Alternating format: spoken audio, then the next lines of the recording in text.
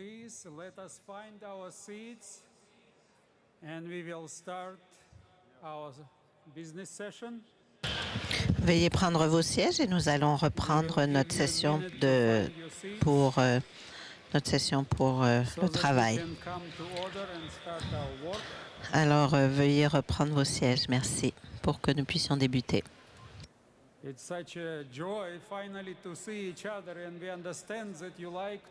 C'est tellement une joie de se voir en personne et de pouvoir se voir en personne. Nous comprenons absolument la joie qu'on se voit les uns les autres, mais nous aurons plusieurs occasions.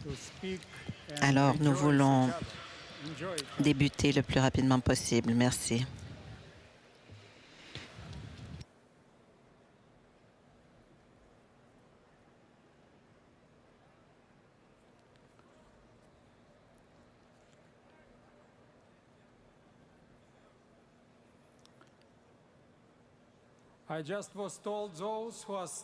On vient juste de me dire que ceux qui restent debout n'auront peut-être pas de lunch. Alors, si vous voulez avoir un lunch à l'heure, veuillez reprendre vos sièges et nous pouvons garantir votre dîner, votre lunch à l'heure. Merci infiniment. Moi, je vois les gens qui reviennent dans la bonne direction. Merci.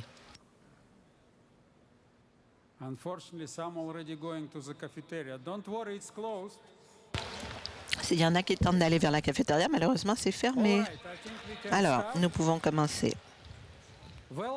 Bienvenue à tous les délégués, ceux qui sont ici dans le Dôme à Saint-Louis, mais aussi ceux qui sont rejoints par Zoom à la 61e conférence de l'Assemblée générale, la première session de travail. Nous voudrions donner Dieu la gloire et l'honneur de pouvoir être ici. Et nous voulons aussi remercier le trésorier de la conférence générale d'avoir fait la première, de venir pour faire la première prière. C'est le microphone numéro 8. C'est le microphone numéro 8. Nous vous invitons à vous lever pour la prière. Nos frères et sœurs, Éternel notre Dieu, merci beaucoup. Nous avons hâte de faire cet événement, Seigneur. Et Seigneur, nous te remercions pour ta bénédiction et d'avoir veillé sur ton Église. Seigneur, nous aimerions que plus de personnes viennent à toi. Nous te remercions de notre voyage en sécurité. Seigneur, ce stade est d'habitude un endroit où on fait du sport. Mais en tant que notre trésorier, nous sommes maintenant dans une salle que nous dédions à toi. C'est maintenant ton temple. Seigneur, nous ne serions pas si présomptueux de prétendre que nous allons venir dans ton temple, mais nous voulons te remercier de nous avoir invités, d'être avec toi dans ta maison, Seigneur. Aide-nous à nous rappeler que tu es présent dans chacune des choses que nous disions et faisons, que ce soit pour ton nom et pour ta gloire seulement.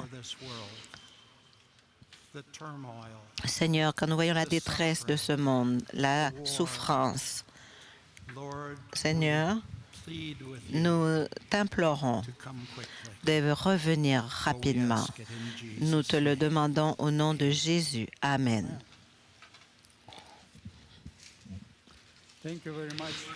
Merci, frère Lemon, pour cette prière si importante.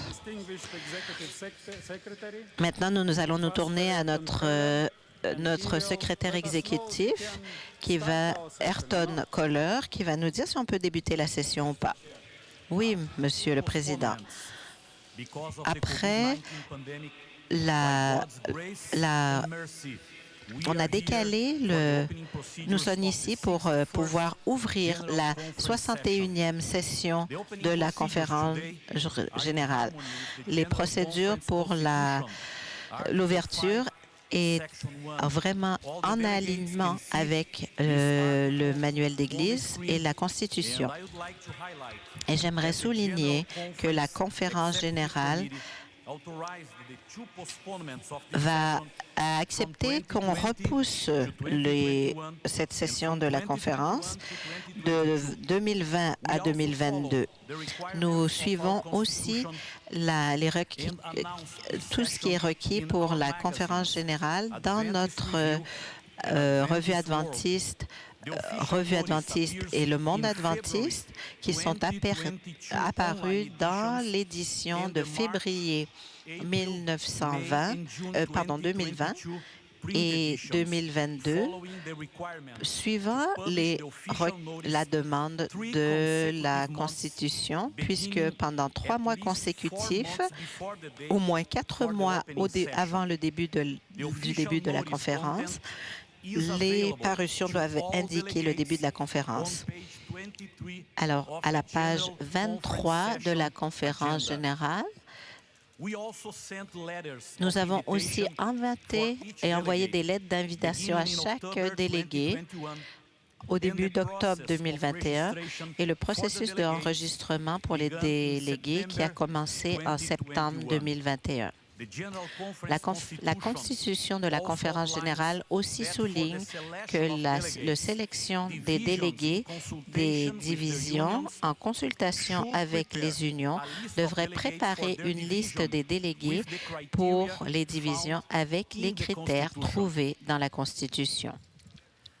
Je peux certifier que la distribution régulière et large de tous les quotas des délégués des 13 divisions de la Conférence générale et des 4 territoires attachés de la Conférence générale et des 12 institutions générales de la Conférence a été faite en harmonie avec l'article 5, sections 7 et 8 de la Constitution de la Conférence générale. Le processus d'enregistrement a été fait en une application selon l'article 5, section 9 de la Constitution qui présente que tous les délégués doivent être des membres adventistes de l'Église adventiste en bonne et due forme et qu'au moins 50% des délégués des divisions devraient être des employés non administratifs des 2 genres et représentant une distribution d'âge et de nationalité. Avant l'ouverture de cette session, je suis très heureux d'annoncer que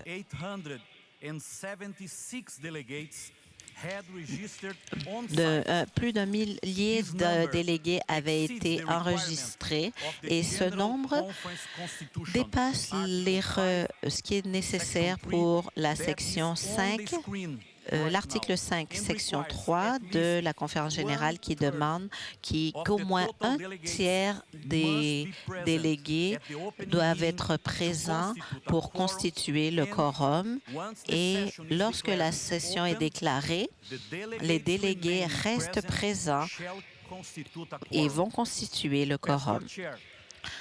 Cher Président, parce que plus d'un tiers des délégués sont présents sur notre site aujourd'hui, nous sommes prêts pour ouvrir la session de la 61e session de la conférence adventiste des Adventistes du 7e jour.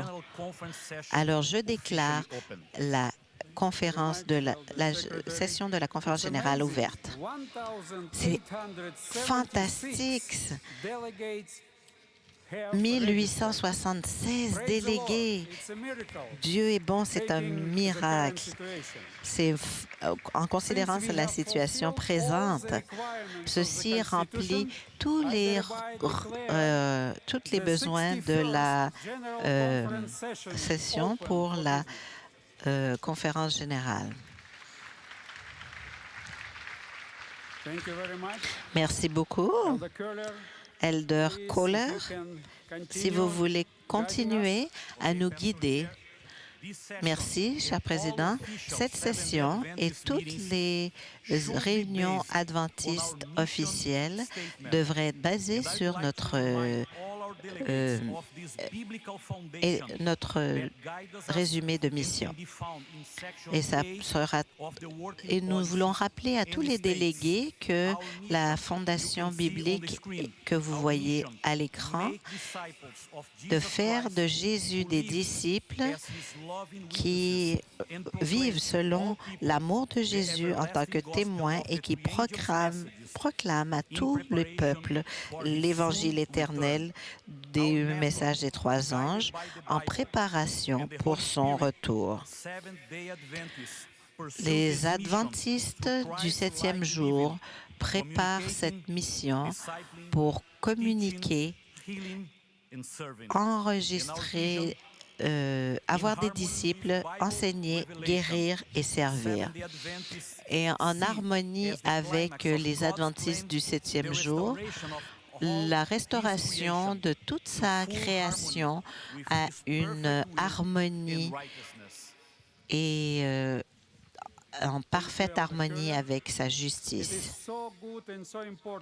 C'est très important et c'est merveilleux de commencer chaque début de réunion de l'Église en se rappelant notre mission. Pourquoi est-ce que nous sommes ici?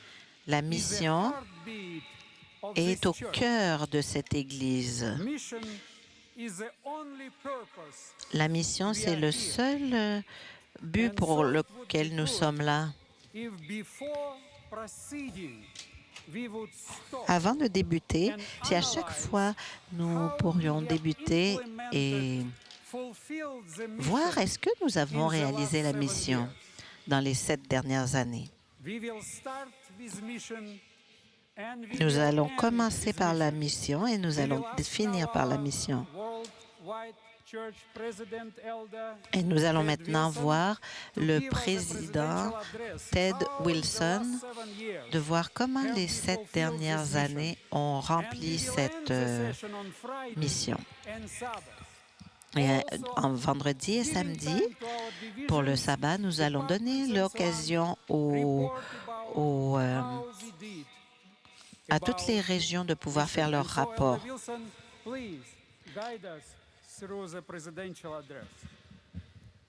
Alors, Pasteur Wilson, nous vous invitons à nous diriger. Merci, Pasteur Kohler. Merci, cher Président.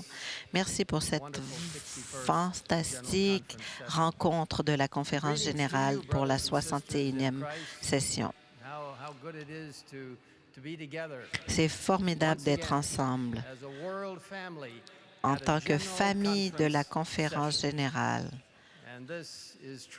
Et ça, c'est vraiment une session unique parce que c'est la première fois que la session s'est rencontrée en virtuel et en Zoom en tant qu'en personne. Nous voulons dire merci à nos membres et à nos guests pour pouvoir être ici aujourd'hui. Merci à tous ceux qui nous accompagnent par Zoom. Merci d'être avec nous aujourd'hui.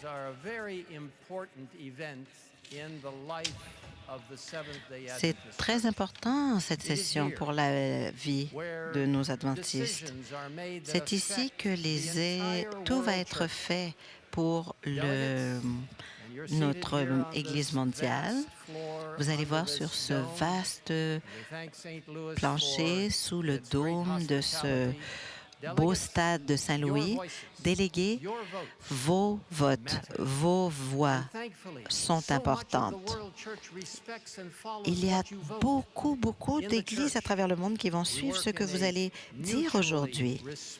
Alors, nous voulons le faire d'une façon collégiale, dans une ambiance spirituelle, d'une façon respectueuse. Alors, nous vous encourageons en tant qu'officier, en tant que délégué officiel ici à Saint-Louis, que vous soyez connecté par Zoom ou que vous soyez ici en personne, je vous invite à participer et faire entendre votre voix et à voter par tous ceux qui sont délégués. C'est une responsabilité sacrée. Merci d'utiliser notre système. Il s'appelle le body de l'élection. Nous vous invitons à être très diligents à soumettre vos votes électroniques. Alors que vous participez dans la 61e session de la Conférence générale. Depuis la dernière conférence en 2015, le monde a vraiment eu beaucoup de différences, beaucoup de détresse.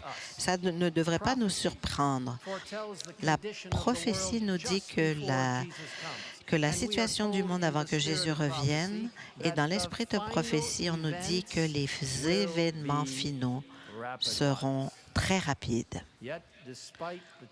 Mais malgré tous ces défis, nous donnons gloire à Dieu que le mouvement des derniers jours continue à avancer de l'avant à travers ce globe. Nous avons dû nous adapter à faire beaucoup de choses et des circonstances qui nous a permis malheureusement d'avoir beaucoup de décisions difficiles parce que non seulement nous avons dû la canceller une fois, mais 2 fois la session de la conférence générale. Mais Dieu travaille d'une façon merveilleuse et nous rassure que nous allons continuer à être guidés par Dieu pour avancer, pour aller de l'avant. Et je donne gloire à Dieu pour ce beau sermon et l'étude que nous avons eue ce matin pour introduire cette session de la Conférence générale. Alors que c'est impossible de rappeler ou de rapporter tout ce qui se passe dans les milliers d'endroits à travers le monde ou pendant les 7 dernières années, mais nous allons cependant tenter de vous présenter les points clés. Il y en a beaucoup. Alors que vous, le peuple de Dieu, a répondu à l'appel qui dit « Oui, envoie-moi Seigneur pour aller prêcher ta parole, l'appel que Dieu nous envoie. » Nous donnons toute la gloire à Dieu pour tout ce qu'il a fait pour nous, à travers chacun d'entre nous et parmi le peuple du reste.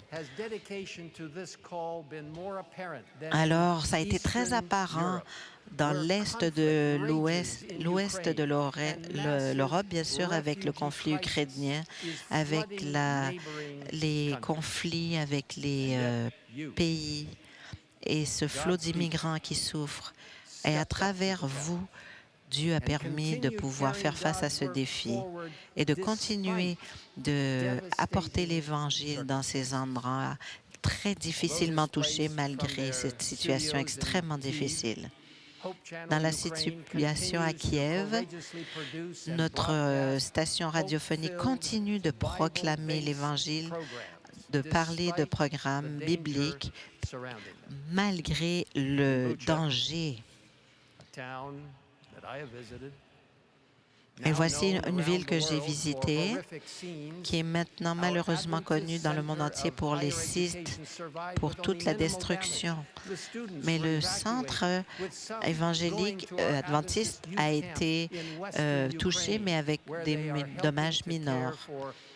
Là où nous sommes capables de prendre soin de 97 orphelins qui ont été déplacés.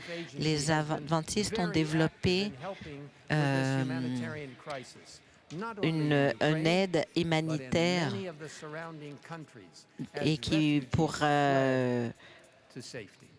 alors l'aide humanitaire qui vient d'un peu partout. Alors ils ont pu aider pour les écoles, les églises, pour permettre d'avoir des endroits de refuge, de la nourriture, du refuge. Parmi eux, plusieurs ont ouvert même leur maison pour pouvoir aider les autres. Un exemple pour nous tous, pour servir les autres dans ce temps de difficulté dont nous avons tant de grands besoins. Pour tous ceux autour du monde, nous voulons être les mains et les pieds de Jésus alors qu'on amène son espoir aux gens. Nous avons aussi eu des centres d'espoir à travers le monde entier, des centres par les adventistes. Dans la ville du Chili, ici, une femme appelée Consuela elle pensait à s'enlever la vie. Et Consuelo, elle a entendu parler du centre adventiste et elle a décidé de le visiter. Et là, elle a rencontré Michel, des bénévoles du programme de mission. Les trois sont devenus des amis et Consuelo a passé de plus en plus de temps dans le centre. Elle a senti la présence de Dieu. Voici ce que Consuelo nous dit. Ils nous m'ont accueillis avec des bras ouverts et les trois jeunes femmes ont étudié la Bible ensemble et éventuellement, Consuelo a décidé de se faire baptiser. Aujourd'hui, Consuelo est elle aussi une bénévole dans ce centre où elle réussit à rejoindre d'autres personnes. Nous vraiment remercions le beau travail qui a été fait par ces bénévoles à travers le monde. Et nous sommes reconnaissants pour tous ces centres d'influence qui jouent une partie intégrante de rejoindre les villes. Une partie importante de l'évangélisation, c'est les centres médicaux, le ministère de la Santé.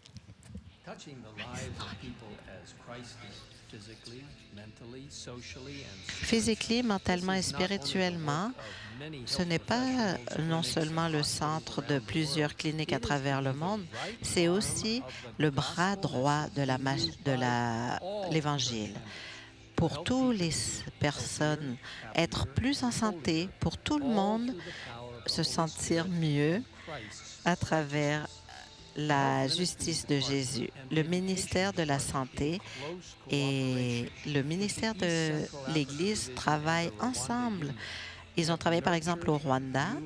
Ils ont un nouveau centre médical avec l'Université adventiste de l'Afrique centrale à Kigali, au Rwanda.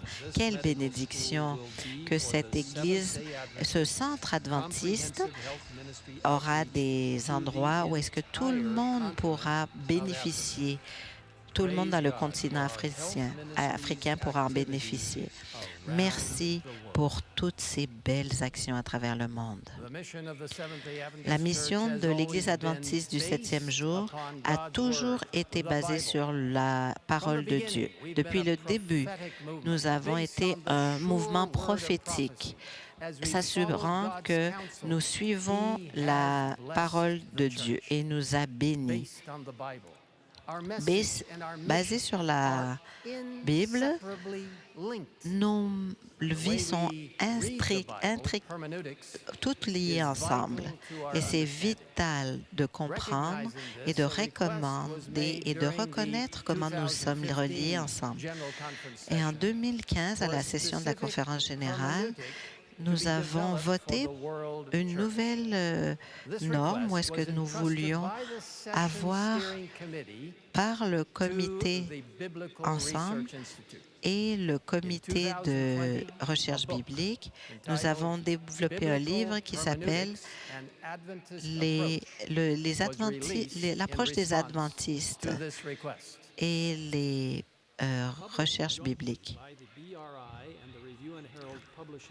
Alors, développé par Review et Herald, c'est un livre de 120 pages qui a 14 chapitres, qui est préparé par 12 spécialistes de la Bible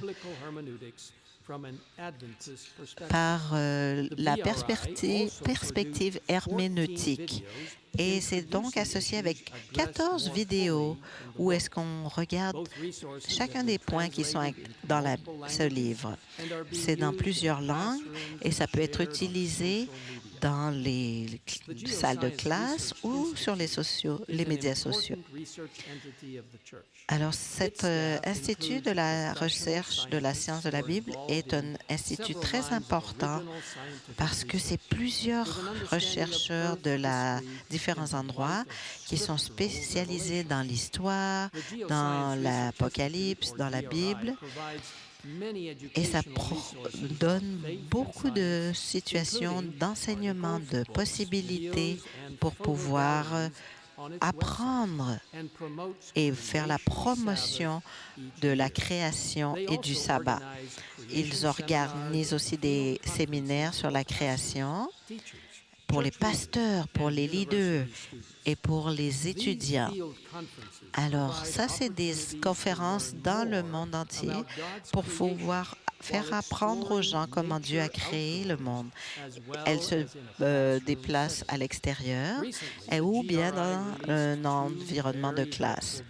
Ils ont aussi créé des livres qui sont tellement intéressants pour les étudiants du secondaire.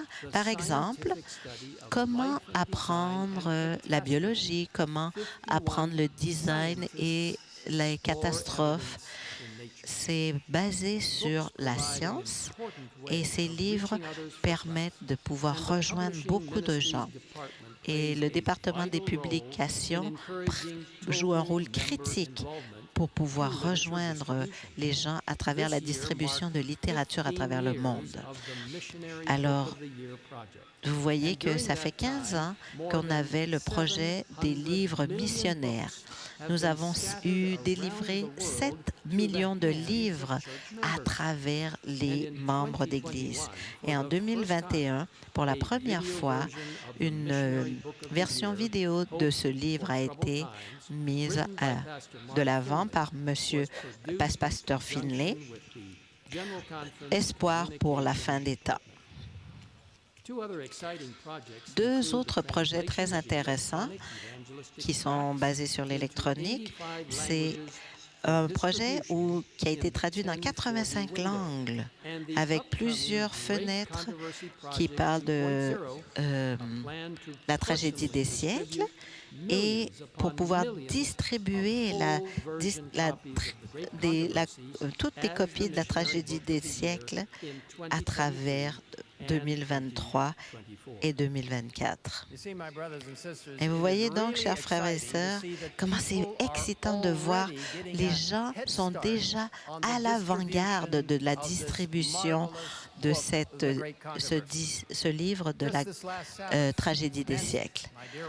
Alors, ma femme, ma chère épouse et moi avons eu le privilège d'être avec l'Église de Saint-Louis, West County, pour pouvoir...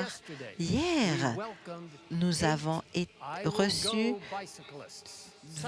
des gens qui étaient à bicyclette, nos bénévoles, et ils ont fait un tour guidé personnel.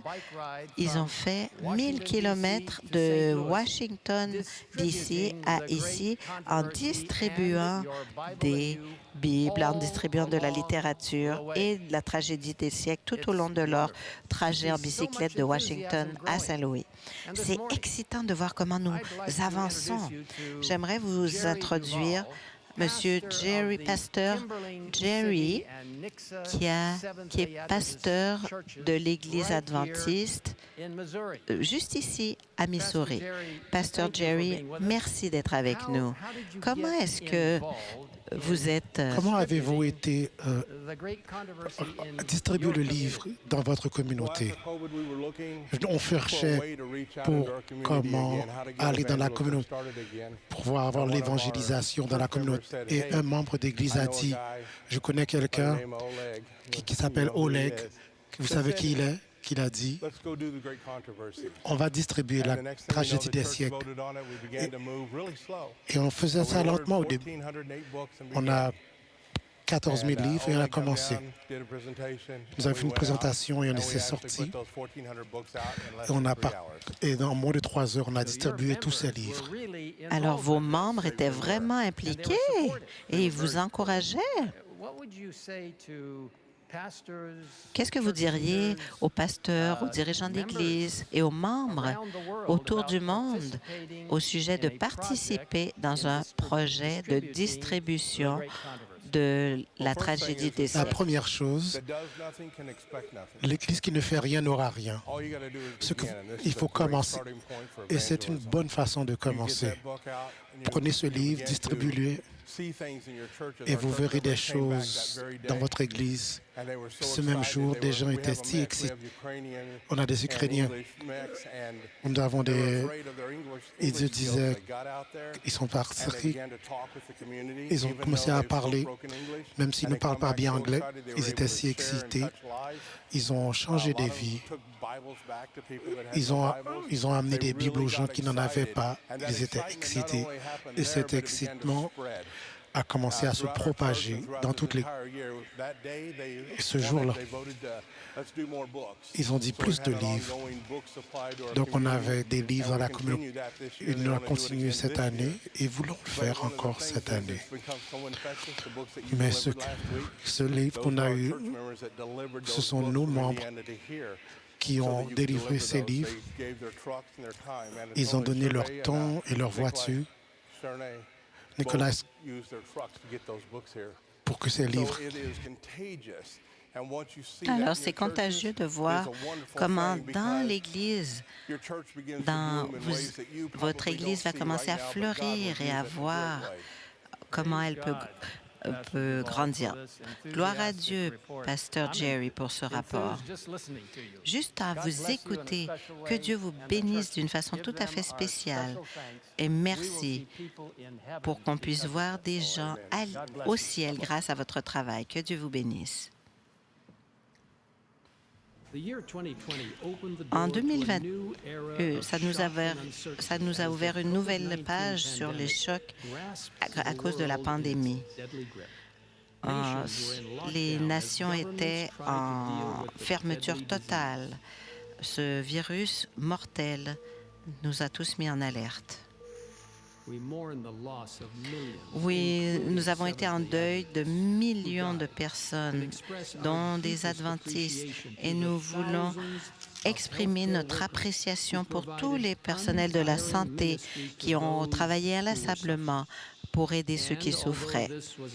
Et malgré le fait que c'était un programme de protestation intense et que les églises étaient fermées, mais la vie de l'Église a continué. On a développé de nouvelles occasions pour pouvoir rejoindre le monde entier au nom de Jésus. Le canal de l'espoir, Hope, a ouvert un nouveau programme qui s'appelait l'Espoir à la maison, pour que malgré la pandémie, on puisse avoir une façon d'avoir des ministères de la maison. Le ministère de la Famille a continué à avoir des programmes à chaque semaine avec Willie et Hélène Oliver pour faire des conseils pour les familles sur le stress. On a reconnu que c'était un temps de deuil pour plusieurs personnes. Alors, le programme adventiste a offert un séminaire spécial sur le deuil pour aider les gens à faire face à ceux qui sont dans le deuil. Comment faire face à cette douleur?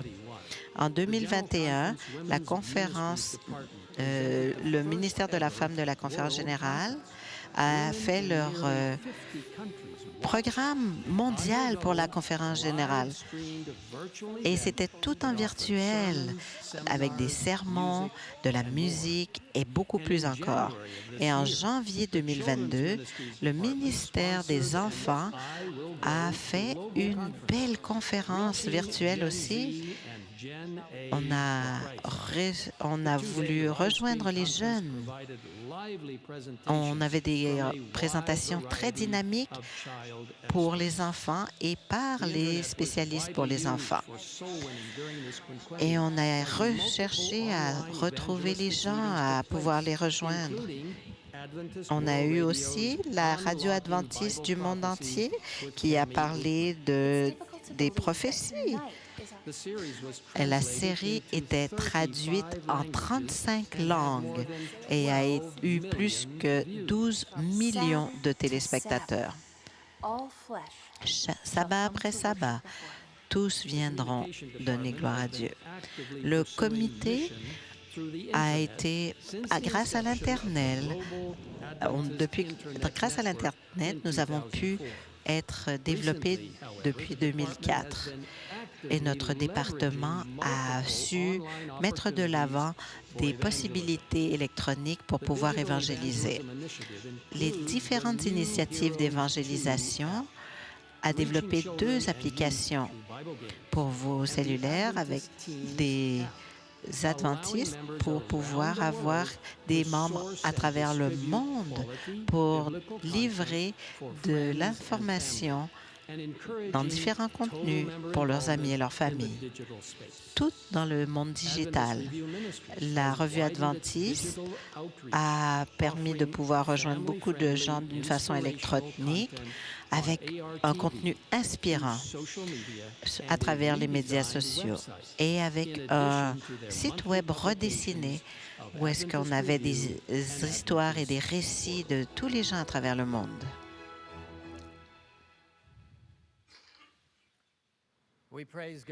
Nous remercions Dieu pour toutes les façons créatives qu'il a permis à son Église de continuer à faire sa mission et aller de l'avant à travers différents canaux de communication.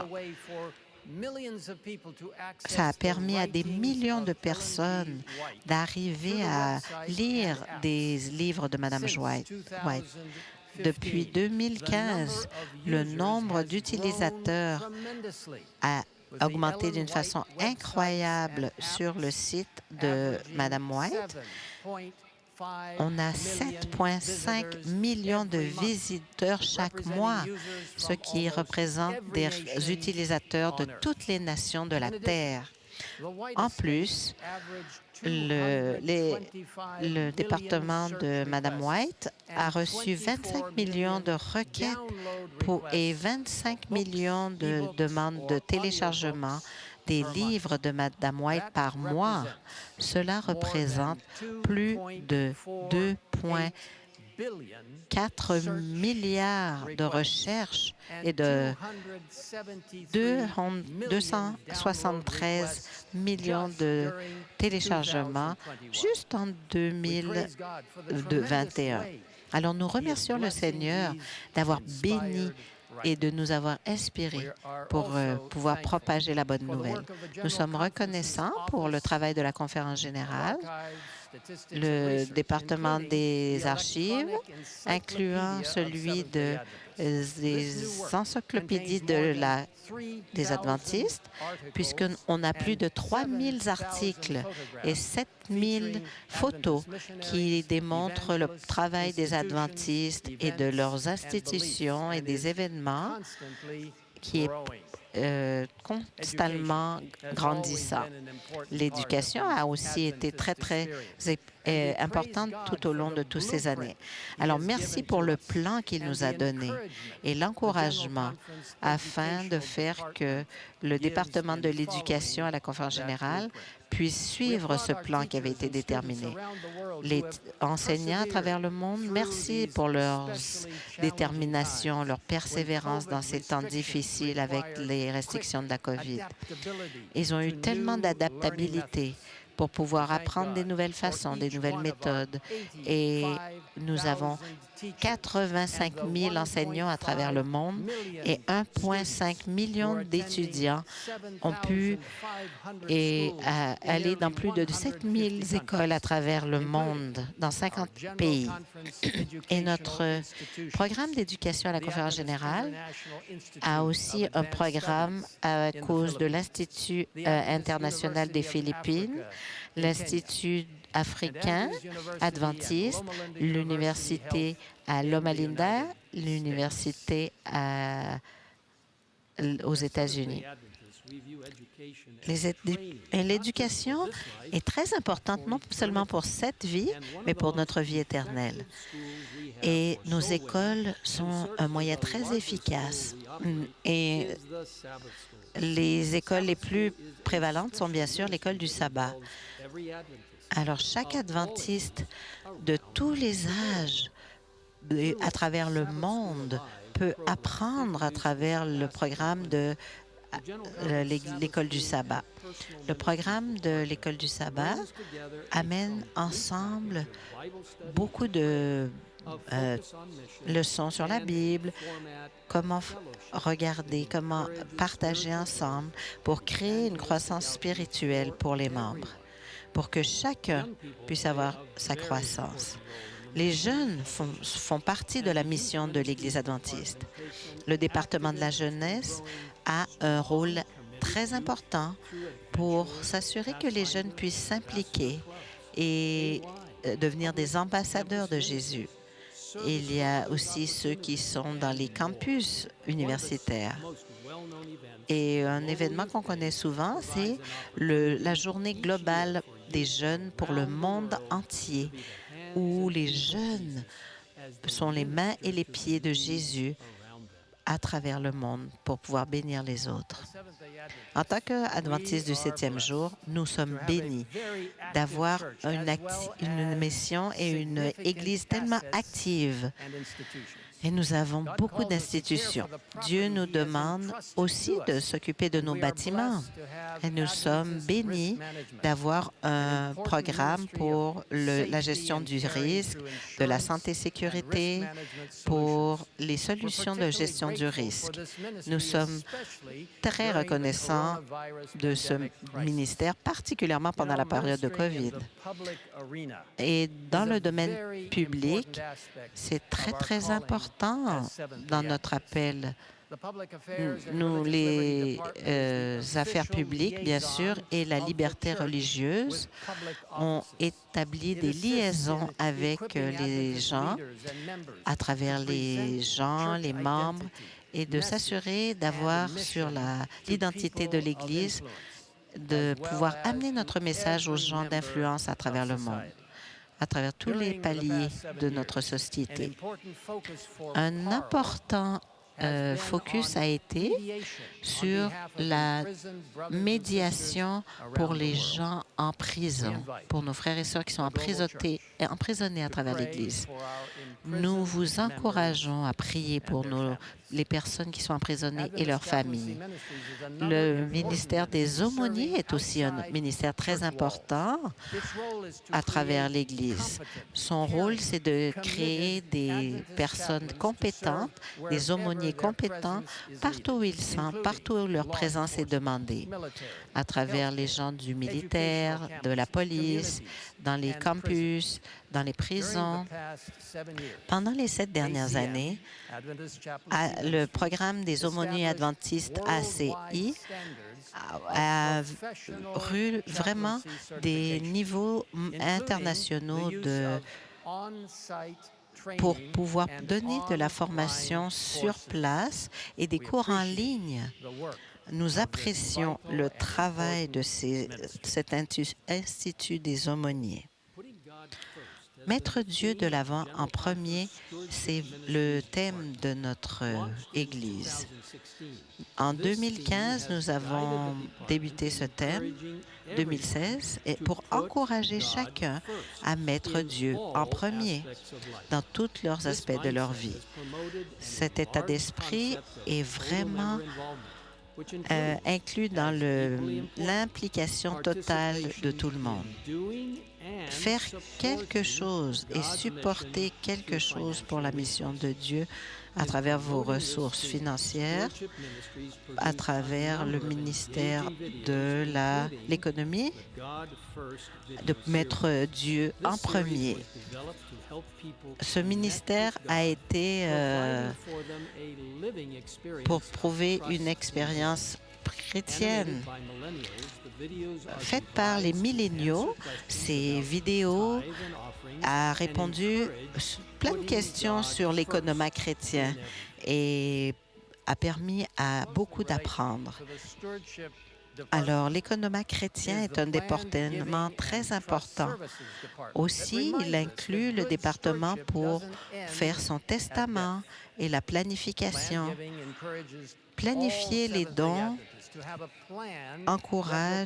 nous voulons encourager tous les adventistes à pouvoir assurer la continuation du message adventiste et de continuer à rejoindre le monde entier. Les gens qui participent au programme de planification et de testament est fantastique parce que ça permet à vos dons de pouvoir continuer après votre mort. Alors, le programme d'audit de la conférence générale, GCAS, permet que tous les dons et tous les fonds qui sont donnés à l'Église sont bien gérés et sont gérés selon les directives qui ont été données pour leur utilisation. Dieu nous dit de venir à lui pour un réveil et une réforme. Et durant le dernier quinquennat, nous avons continué toutes ces initiatives pour que chaque personne reçoive cette invitation à un niveau personnel, pour qu'il soit rempli du Saint-Esprit. Alors, sous la directive du Saint-Esprit, la direction de la réforme et du réveil a permis à des milliers de participants à travers le monde de lire la parole de Dieu un chapitre à la fois et de pouvoir avoir une réforme, de pouvoir avoir un réveil pour notre Église mondiale, de prier pour la pluie de l'arrière-saison et de Saint-Esprit. Sous la direction de la conférence générale et du ministère du réveil et du ministère de la réforme, grâce aux 10 jours de prière, nous avons eu aussi à chaque trimestre les initiatives, comme les 100 jours de prière en 2020. Et toutes ces initiatives, nous allons regarder quelques vidéos. Regardez avec moi comment Dieu a utilisé les gens et continue de les utiliser d'une manière unique grâce à la prière unie.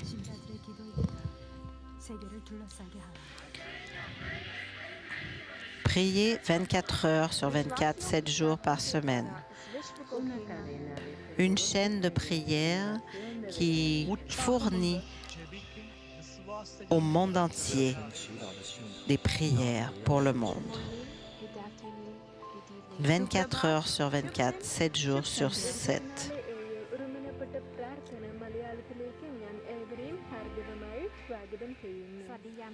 Dieu est capable de faire des choses extraordinaires lorsque nous prions. Rapprochez-vous de Dieu afin qu'il puisse se rapprocher de vous. Recherchez-moi, dit le Seigneur, et je vous entendrai, je vous répondrai.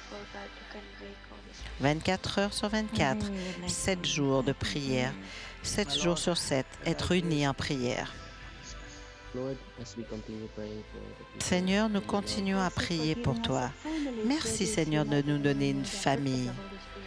Merci de nous donner ton Saint-Esprit. Seigneur, merci que seulement en Jésus, nous pouvons avoir une nouvelle vie.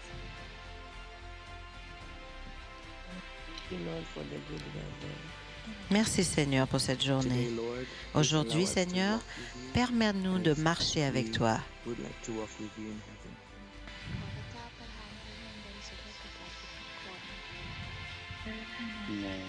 Amen. Seigneur, nous prions pour que tu continues à nous enseigner de devenir ce que toi tu veux que nous soyons. Amen. Nous te remercions pour toutes les bonnes choses que tu nous as permis d'avoir. Merci Seigneur de pouvoir te servir. Merci pour cette joie. Merci Seigneur de nous assurer que tu es en train de travailler sur les réponses à nos prières. Nous serons ensemble. Merci de nous permettre de prier ensemble. Amen. Nous remercions Seigneur pour tout ce qu'il a fait pour nous en prière unie à travers le monde. Ce ministère a été vraiment une motivation pour ma vie spirituelle. Elle nous a permis de pouvoir avoir l'occasion de pouvoir prier et pour tous ceux qui ne connaissent pas Jésus à travers le monde.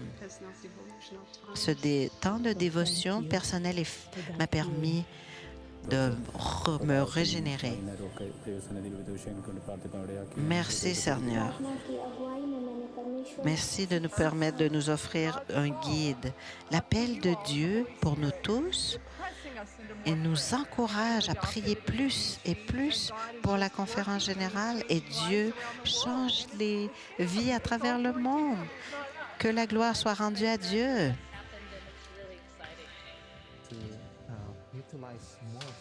J'ai été capable d'utiliser complètement les dieux que Jésus m'a donnés, les dons que Dieu m'a donnés. Merci de prier pour moi et pour ma famille. Moi, je me sens beaucoup mieux maintenant. Amen. Après avoir joint le groupe de prière, j'ai pu avoir des réponses. Depuis mon baptême, je suis complètement émue par le fait que les gens prient à travers le monde pour nous 24 heures sur 24, 7 jours sur 7.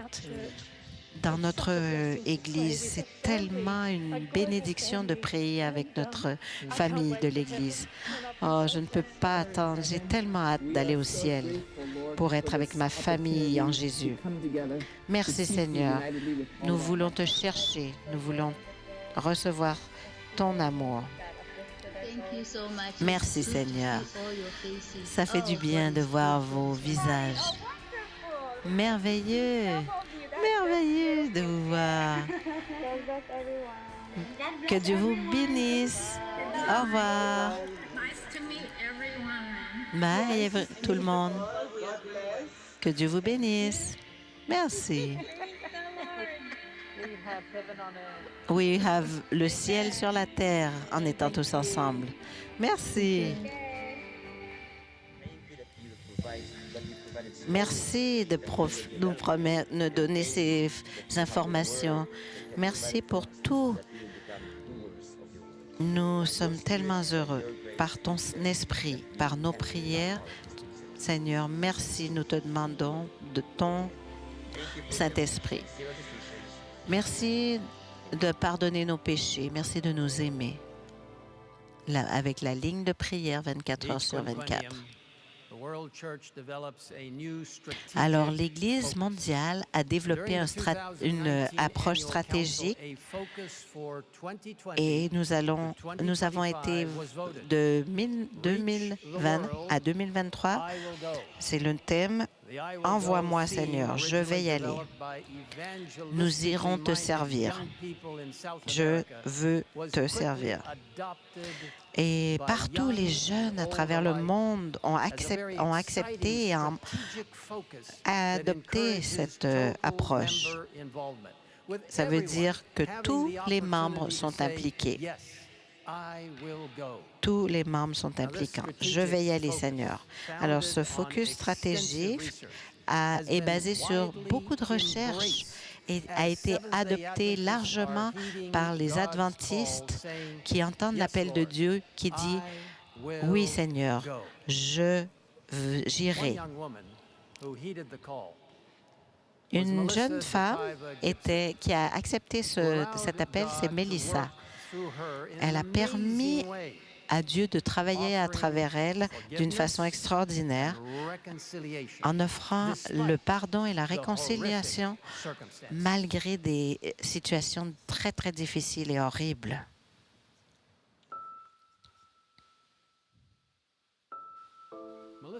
Melissa avait seulement 8 ans quand sa famille est allée dans l'île du Pacifique de Palau. Et son papa travaillait comme pasteur à l'Église adventiste et dans la ville de Coro, et sa maman, Margaret, travaillait à l'Église adventiste de Palau. Et son frère, Larison, ils ont eu beaucoup d'amis. Mais malheureusement, 1 an après leur arrivée à Palau, le pasteur, sa femme Margaret et leur fils ont été tués brutalement. Et Melissa a été abusée et étranglée et jetée dans un ravin. Mais grâce à la providence divine, elle a réussi à survivre. Et les gens, le malfaiteur a été appréhendé. Hiroshi a été mis en prison. Et quand il y a eu l'enterrement, la maman du pasteur qui avait été assassiné est venue à l'avant et elle a mis ses bras autour de la mère du meurtrier. Elle a dit, nous sommes 2 mères. Alors je suis convaincue que la mère du meurtrier a dû prier pour lui aussi. Et je suis sûre que son cœur saigne autant que le mien. Dieu nous permet d'élever nos enfants, mais ils ont chacun leur propre caractère. Et quelques jours plus tôt, la maman avait été à la prison pour offrir le pardon au meurtrier qui avait tué son fils. Elle lui a offert du pardon et la réconciliation. Cette action a guéri le cœur de la nation. Et en 2018, maintenant, Melissa est mariée, elle est une infirmière et elle suit les traces de sa grand-mère, où elle est partie à Palau, où elle est retournée face à face avec le meurtrier de ses parents et de son frère pour lui offrir de la paix. Et voici ce qui a été dit dans le film qui a été fait sur cette histoire, qui a été mis de l'avant en 2016 dans le même gymnase où il y avait eu l'enterrement 20 ans plus tôt de son père, sa mère et son frère. Le gymnase était plein de gens, mais cette fois-là, pas pour le deuil, mais pour expérimenter la joie et la paix que seul Dieu peut donner. À travers le pardon et de permettre l'histoire de sa vie d'être connue, Melissa a reconnu l'appel de Dieu d'aller aider un monde en détresse pour Jésus. Melissa, quel privilège de te parler directement. Comment est-ce que tu as pu réussir à pardonner à quelqu'un qui a fait tellement d'atrocités face à toi et à ta famille? Oui. J'aimerais utiliser un seul mot pour le résumer, mais vraiment, la meilleure façon dont je peux le décrire, c'est un processus. Et tout le monde ne va pas dans le processus de la même façon et les gens ne passent pas à travers ce processus à la même vitesse. Moi, dans ma vie, ça a pris des années pour pouvoir faire ce processus dans ma tête. Beaucoup d'heures de réflexion. J'avais seulement 10 ans lorsque c'est arrivé, mais même à l'époque, Dieu commençait déjà à travailler dans mon cœur. Toute la famille, mes grands-parents priaient pour moi et je crois que tout est arrivé ensemble. Si je pouvais le résumer, ce qui m'est arrivé, c'est que définitivement, réussir à comprendre que nous ne sommes pas mieux l'un que l'autre. Je ne suis pas meilleur que l'autre. C'est une réalité vraiment profonde que j'ai internalisée en voyant que tout le monde est égal. Une fois que j'ai compris que chaque personne sur cette planète, qu'elle fasse le bien ou le mal, Dieu les aime autant, eh bien là, ça m'a donné la perspective de pouvoir pardonner. Alors, je voudrais simplement mentionner, ça ne fait pas que tout est parfait et que je deviens le meilleur ami du meurtrier, pas du tout. Il y a toute une façon, on pourrait parler de ce qui se passe après ce qu'on a pardonné. Mais vraiment, je pense qu'entre le support de la communauté, la foi en Dieu et de réaliser qu'on veut demander à Dieu, prends mes fardeaux et je suis capable, et aide-moi à être capable d'être vulnérable. Alors, même c'est pas à moi de décider si Dieu a pardonné au meurtrier, c'est Dieu qui s'en occupe. Moi, mon travail, c'est de pardonner. Et voici comment je peux le décrire. Merci, Mélissa, d'avoir parlé de votre cœur. Ce processus de pardon, de le donner à Dieu, de donner nos fardeaux à Dieu, vous avez partagé maintenant l'importance du pardon. Mais qu'est-ce que vous dites à quelqu'un qui a de la difficulté à pardonner? Quelque chose qui fait vraiment mal, qui a causé beaucoup de souffrance. Dans l'histoire de notre famille, beaucoup de gens ne peuvent probablement pas comprendre pourquoi cette personne, ma grand-mère, a pu pardonner au meurtrier de son fils aussi rapidement. Ma grand-mère, quand elle en parle, elle n'a vraiment pas réalisé l'impact de ce qu'elle faisait. Parfois, l'impact peut prendre plusieurs années. Parfois, c'est un cheminement. Parfois, on peut le faire immédiatement, parfois, ça prend du temps. Alors, laissons simplement Dieu nous permettre de pardonner, que ce soit 1 an, 1 mois, 10 ans, 15 ans. Cela dépend de la situation. Mais commencer ce processus est important et c'est normal d'avoir de la difficulté à pardonner. Parce que ce processus ne vient pas de nos cœurs à nous, mais ça vient de Dieu qui met ça dans nos cœurs. Les choses changent pour nous d'une façon que Dieu nous permet de voir la personne d'une façon différente afin de pouvoir lui pardonner, de pouvoir avoir une expérience complète quand le moment est venu, quand Dieu nous permet d'être prêts. Merci, Mélissa. Merci de voir que Dieu vous a vraiment guidé, toi et ta grand-mère, pour pouvoir avoir ce processus de pardon. Et toi, Michael, tu es un pasteur. De quelle façon tu dirais que l'exemple de Mélissa a été une source d'encouragement pour les autres pour pardonner? Toi, en tant que son époux, son mari, en tant que pasteur, je crois que pour moi, son histoire a vraiment augmenté en signification alors que notre couple progresse. Nous voulons avoir un point de vue plein de gratitude face à la vie. Nous avons tous beaucoup de traumas dans notre passé. Souvent, on pense que pardonner, c'est comme si on buvait un poison et que c'est l'autre personne qui meurt quand on ne pardonne pas. Alors, suivre la voie de la réconciliation, ça aide tellement, particulièrement dans mon ministère en tant que pasteur. Tout le monde a subi des problèmes et tout le monde a, quel que soit ce qu'il représente présentement, qu'il y ait du trauma, tout le monde souffre.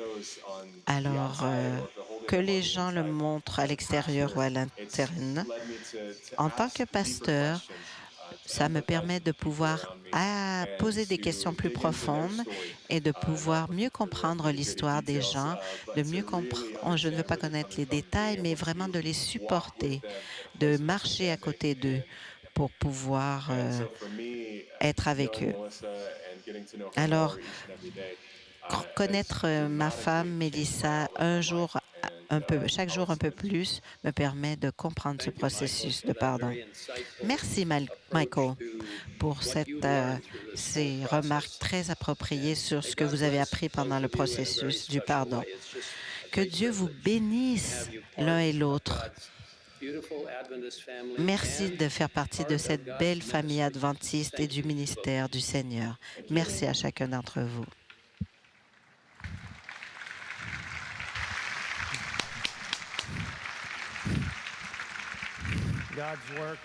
Le travail de Dieu en évangélisation continue à travers le monde et spécialement durant cette pandémie. Merci pour ce que beaucoup ont fait et que continuez à faire pour partager le message biblique dans des façons personnelles et publiques. Récemment, en Indiana, nous avons participé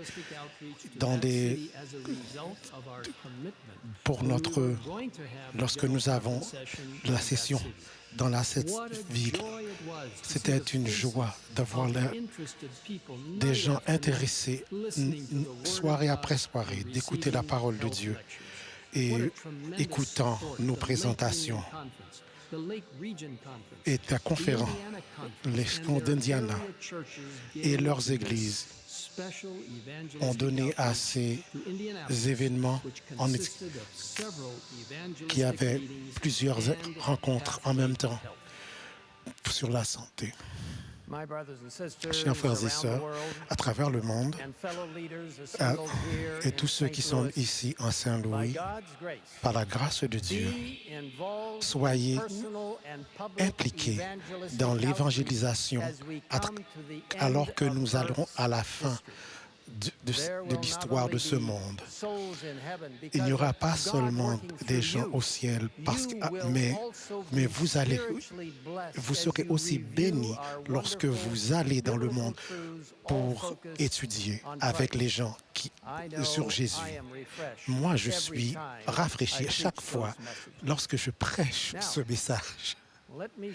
Laisse-moi vous dire ce qui s'est passé aux Philippines avec des rebelles de Mindoro dans une île. Une chose extraordinaire de pardon et de réconciliation. Pour la moitié dans les guerres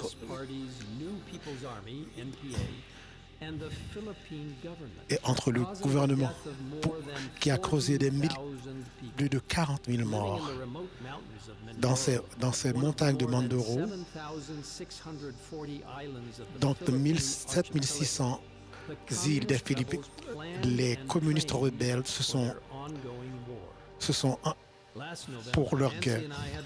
Mais en novembre dernier, Nancy et moi, nous avons participé à un programme qui s'appelle « La fin de ce monde ». C'était une expérience avec les leaders dans les 3 unions des Philippines. C'était une coordination avec l'Église, la radio adventiste et avec le Channel Hope. Malgré la pandémie et ses restrictions, des milliers ont été baptisés malgré tout grâce aux activités des petits groupes et le travail du Saint-Esprit sur des rebelles. En 2017, la radio adventiste a commencé une série de sermons et d'études bibliques à Mindoro en préparation pour que tous les membres soient prêts.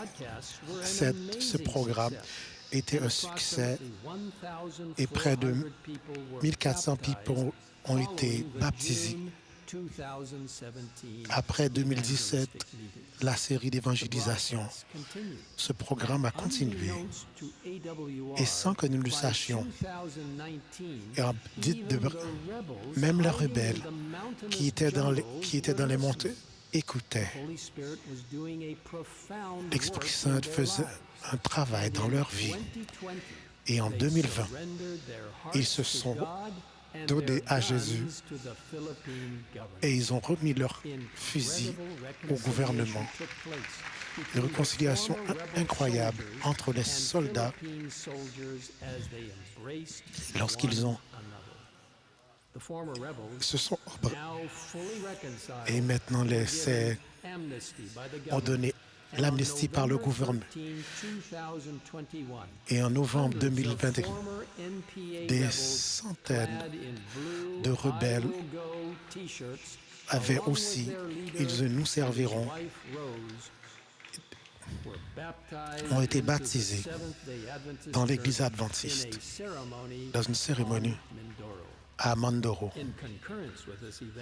Et en même temps que cet événement, d'autres présentations étaient dans les Philippines, ce qui a donné 124 000 baptêmes à travers les Philippines lorsqu'ils ont les messages sur la fin des temps. Mais Dieu a travaillé dans leur cœur pour que les gens prennent cet appel sérieusement. Et ces croyants sont retournés dans leur communauté pour partager ce message avec. Et Dieu a changé le cœur à d'autres rebelles qui ont donné leur cœur à Jésus. Et 1200 personnes de plus ont été baptisées à Mandoro lors des événements de 2022. Ici, avec nous aujourd'hui, dans une connexion vidéo, ce sont deux hommes, des gens qui étaient rebelles avant. J'ai eu des privilèges. J'ai baptisé leurs généraux rebelles.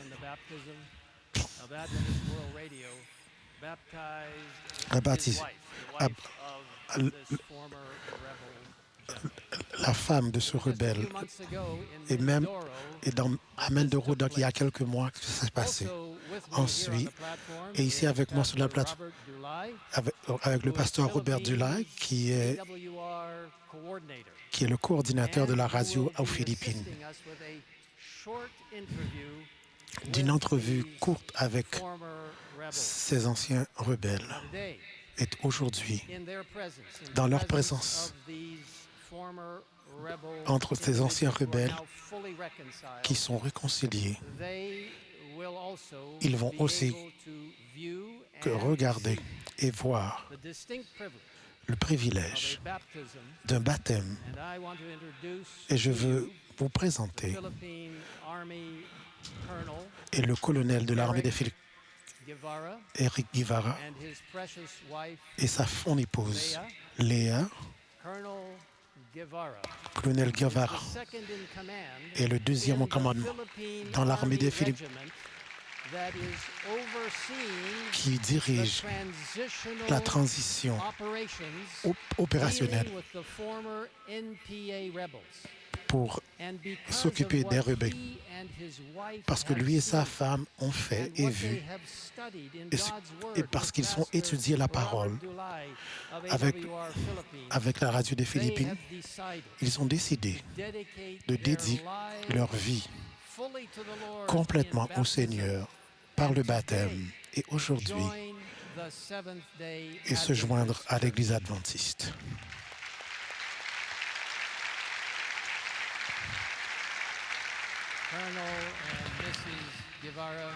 Colonel Guevara, nous sommes contents de vous voir. Quelle histoire de réconciliation lorsque nous nous préparons pour ces temps de la fin. Et lorsque Jésus revient, notre Seigneur. Maintenant, je veux passer le micro à Pasteur Dulay. Pasteur Dulay va leur parler des questions sur des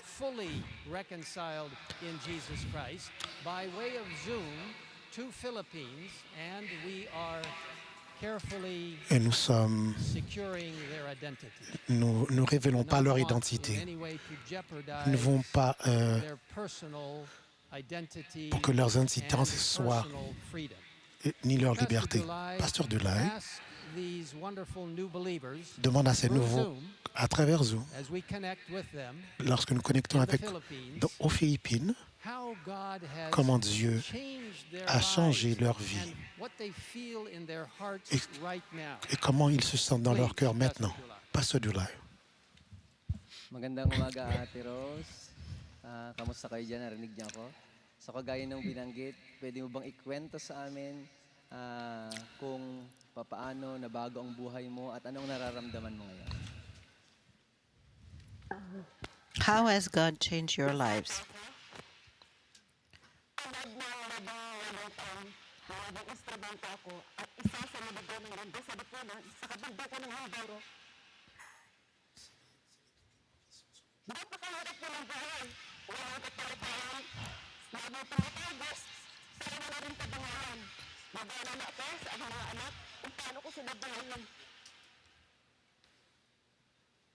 Pero napakabuti pa ng Panginoon sa isang katulad kong makasalanan.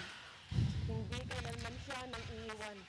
Ginamit niya ang AWR 360 radio program upang abutin ako at ang mga kasamaan ko sa kabundukan. Nakakatuwa ang kanilang programa tulad ng radio broadcasting, barangay pantry, gift giving at evangelistic meeting sa pangunguna po ni Pastor Robert Dulay. Ito ang naging daan upang maramdaman ko ang presensya ng Panginoon. Nagkaroon ako ng peace of mind. Natuto akong humingi ng tawad, natutong magpatawad, natutong makipag-usap at humarap sa mga tao. Sa makatuwid, muli pong nakabalik ako sa lipunan.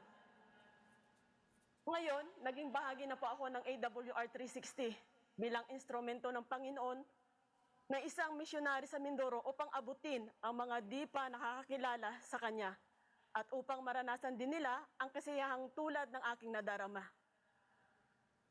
Natagpuan ko po ang misyon ng aking buhay, hindi upang tugisin sa kabundukan, kundi maging tulay ng pag-ibig ng Panginoon at upang itakas ang mga tao mula sa kadaliman tungo sa gilalas na kaliwanagan. Yan po, Pastor. Elle était dans le mouvement rebelle. Elle n'avait pas la paix. Sa vie était en chaos, loin de sa famille. Mais quand on a entendu la parole de Dieu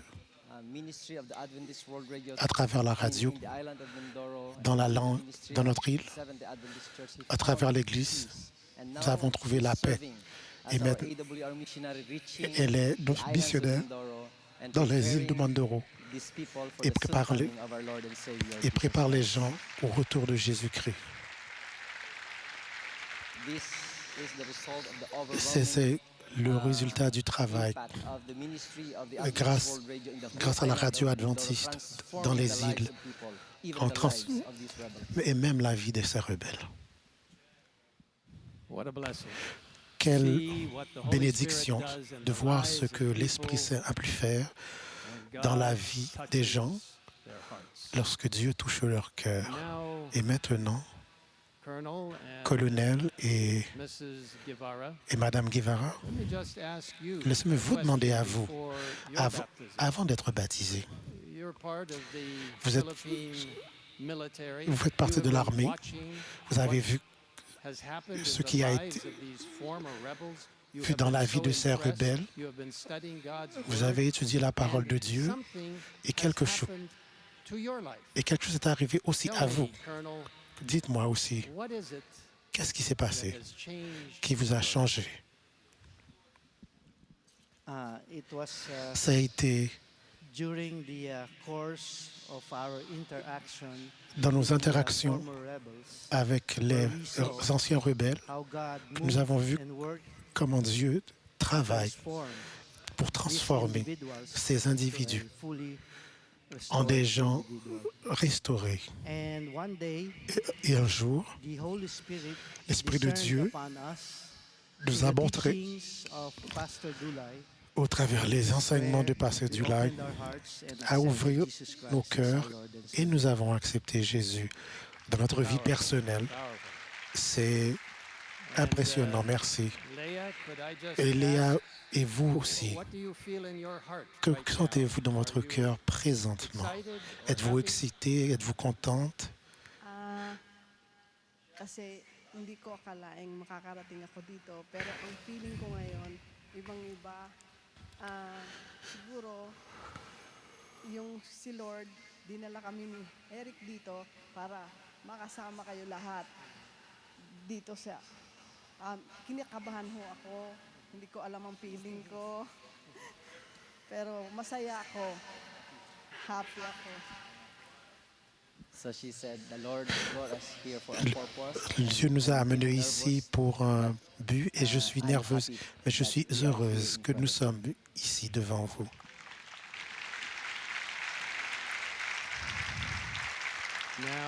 Maintenant, c'est mon privilège et du pasteur Dwayne de la radio adventiste d'aller avec vous dans ce baptistère pour commencer une nouvelle vie. Qu'en sortant de l'eau, que l'Esprit a agi en vous. Allons-y. Allons dans le baptistère.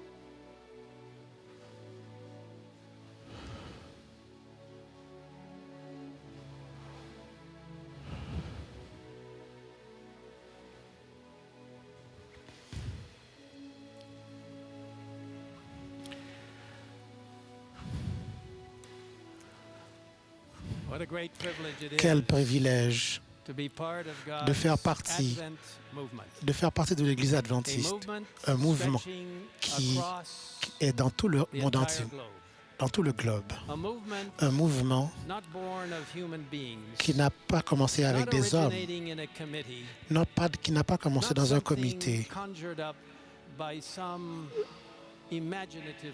et non pas une invention humaine, mais un mouvement qui a commencé en ciel, venant du trône de Dieu directement. Quel privilège de voir l'Esprit de Dieu qui veut utiliser chacun de nous pour que chacun soit impliqué. Oui, Seigneur, j'irai, je ferai partie de ce message de la fin des temps pour faire qui a besoin de l'amour de Dieu. Maintenant, lorsque nous voyons ces vies du colonel Guevara et de sa femme, Léa, qui ont été changés par la puissance de l'Esprit Saint, que cela vous inspire et pour faire partie de ce mouvement de la fin des temps, pour que certainement Jésus revient. Maintenant, colonel Guevara et sœur Léa, Pasteur, nous vous baptisons au nom du Père, du Fils et du Saint-Esprit. Amen.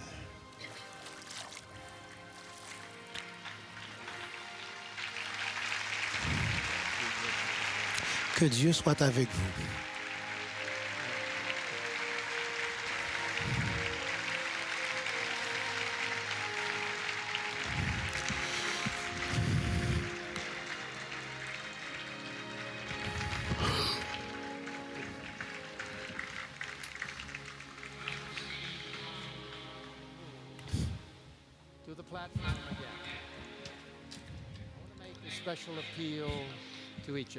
Alors, j'aimerais faire un appel spécial à chacun d'entre vous, quel que soit de l'endroit où vous êtes, qu'est-ce que vous faites, ou quel talent vous pensez que vous avez ou que vous n'avez pas. Dieu a une place pour chacun d'entre vous et il veut vous utiliser. Pour vous qui nous écoutez en live stream, en virtuel. Et si vous n'avez pas donné votre cœur complètement à Jésus, peut-être que cette expérience vous a permis d'apporter et de vous dire, oui Seigneur, je veux être près de toi Seigneur. Je veux accepter ta rédemption, de ta grâce. Je veux être justifié par ta grâce. Je veux être baptisé. Si vous voulez être baptisé, appelez votre pasteur de l'Église adventiste. Et à tous, à nous tous, le privilège de faire partie de ce mouvement qui nous permet de pouvoir vraiment remplir la terre avec un message, comme l'indique notre thème. Me voici ici à la conférence générale. Jésus revient. Impliquez-vous. Combien d'entre vous voudraient s'impliquer et dire, oui, moi j'y vais. Oui, Seigneur, je vais faire partie de ta grande mission. Levez vos mains partout où vous êtes. Amen. J'aimerais que vous vous engagiez. Cet engagement particulier que vous venez de faire. Agenouillez-vous avec moi afin que nous puissions prier. Ceux qui sont ici ici avec nous, vous pouvez vous asseoir ou vous mettre debout, vous mettre à genoux. Agenouillons-nous ensemble.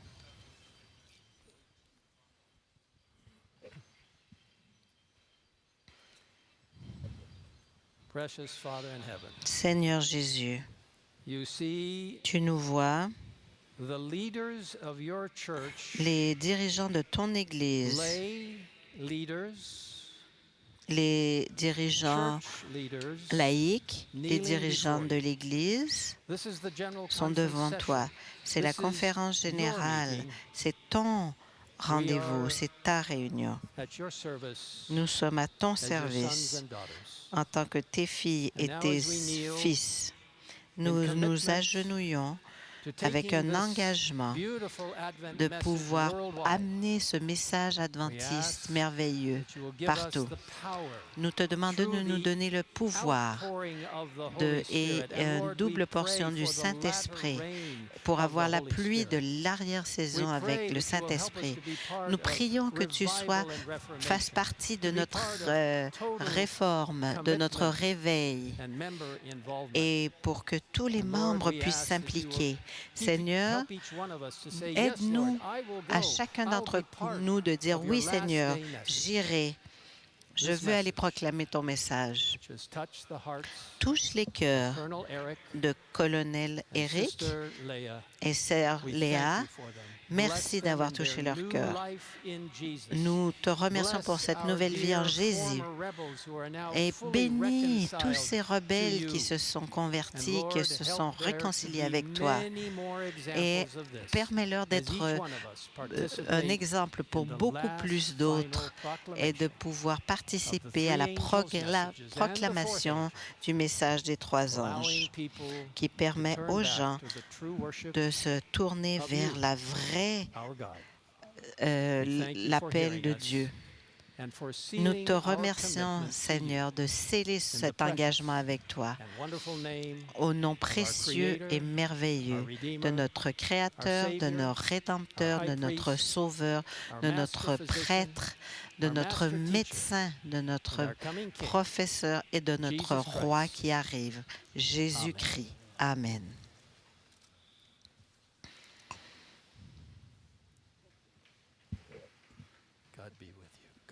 Que Dieu soit avec vous, que Dieu soit avec vous, d'une façon très, très particulière.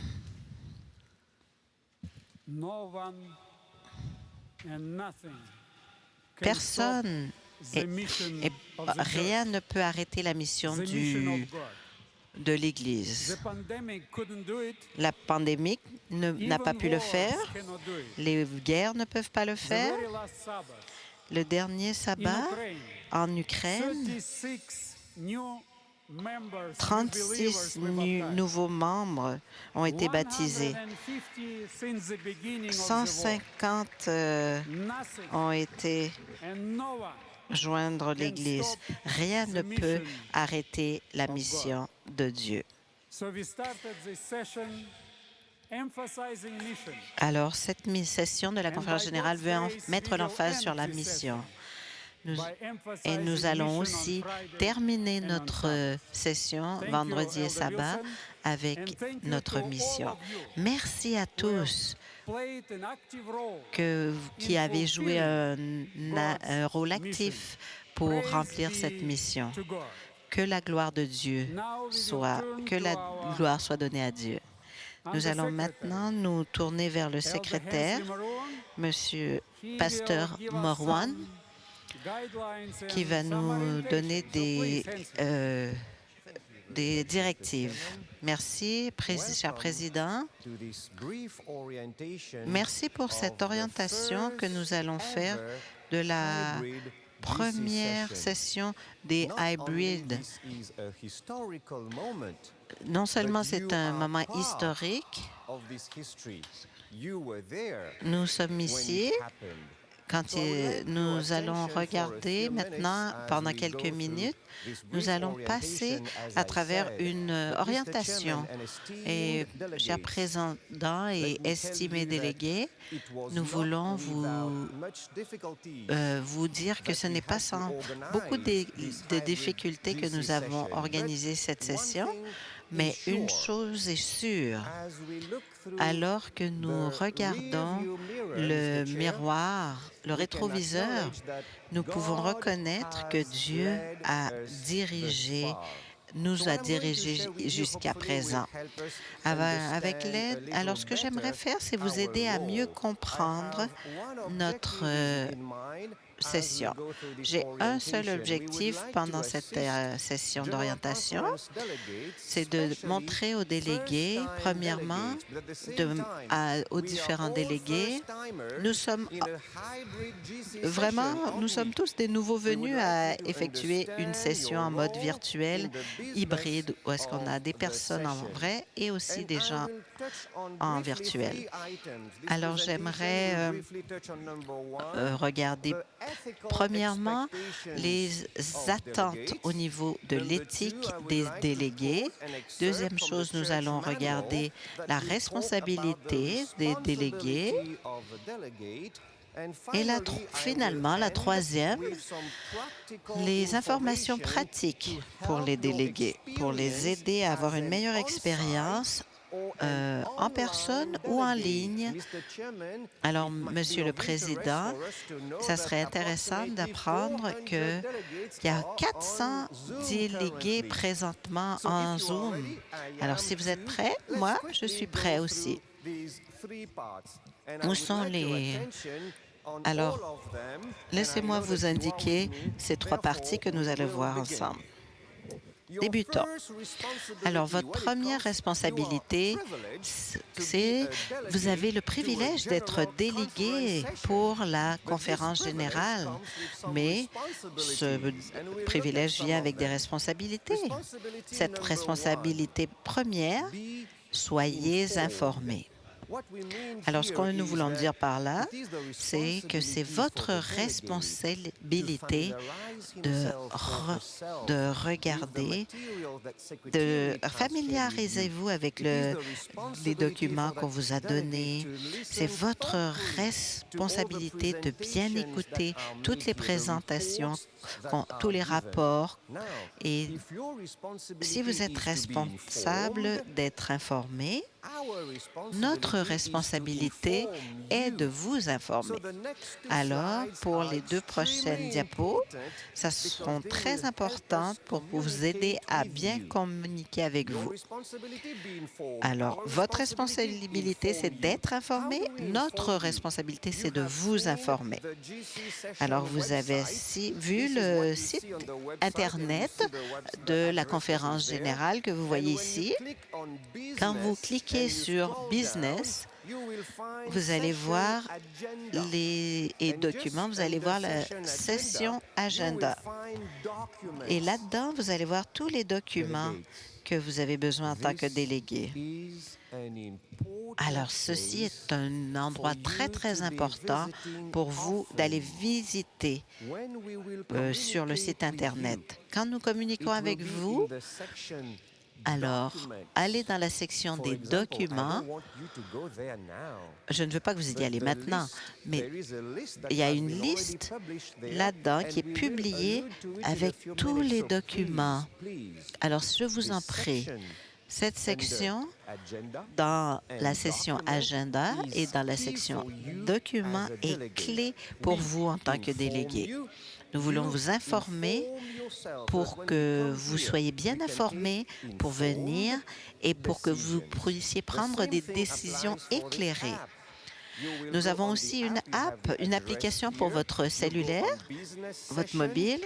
Vous cliquez sur Business Session et vous allez voir l'agenda et vous allez voir Business.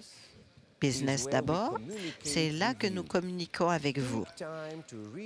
Prenez le temps, je vous en prie, de vous familiariser avec les documents qui sont affichés. Alors, quelle est la deuxième responsabilité, cher Président? C'est de, bien sûr, être aux réunions régulièrement. La dernière réunion, vous savez, elle se termine à 9h30 le soir. Alors, nous allons puisque nous avons fait une session de la conférence générale beaucoup plus courte, nous avons dû compacter le programme, puisque ce n'est seulement qu'en quelques jours. Et souvenez-vous de maintenir la confidentialité de l'information privilégiée avec laquelle vous êtes mis au courant. Vous allez avoir on ne peut pas avoir des conversations et on ne peut pas en parler ni dans le parking, ni dans les couloirs, ni sur l'oreiller. Je vous en prie, rappelez-vous de la confidentialité. Quatrième chose, c'est respecter le processus pour la prise de décision et les décisions qui ont été votées, même si vous avez voté contre ce que la majorité a voté. Alors, je vous en prie, voici un extrait du manuel d'Église qui dit « Monsieur le Président et chers délégués, même si cet extrait du manuel d'Église s'applique à une session de la conférence, nous croyons qu'elle est tout à fait appropriée pour nous qui sommes aujourd'hui à la conférence générale. » Écoutons ce moment de